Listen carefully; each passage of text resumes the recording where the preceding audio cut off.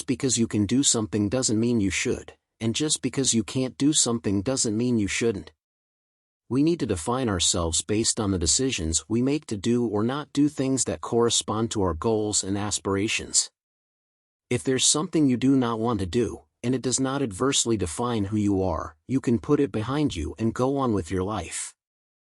I have written over 30 books, worked on 4 screenplays from my novels that were turned into movies, and written almost 1,000 of these weekly columns. Ironically, I don't know how to type.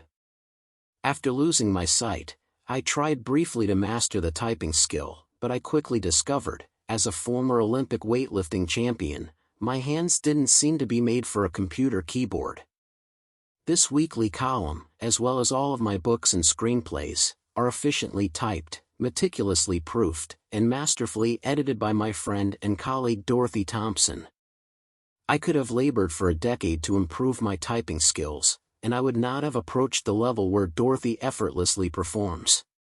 Deciding I did not want to type has not kept me from being a best-selling author with more than 10 million books in print. However, about the same time I made my efforts toward exploring becoming a typist, I encountered a challenge with a mailbox near my office.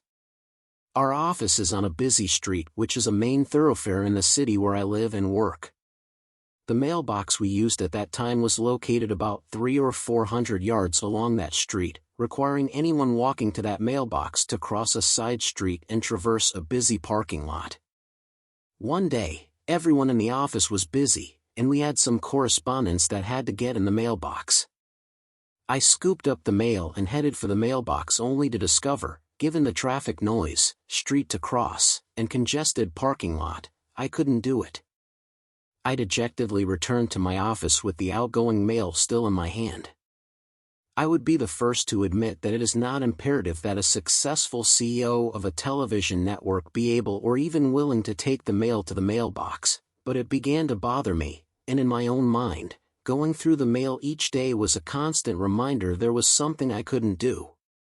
My late, great friend and mentor Coach John Wooden told me, "You can choose to do the things you are able to do, but you must do the things you are unable to do if they are limiting your progress." Suffice it to say, through trial, effort, frustration, and tears, I eventually made it to the mailbox one afternoon, dropped off the mail, and got back to my office.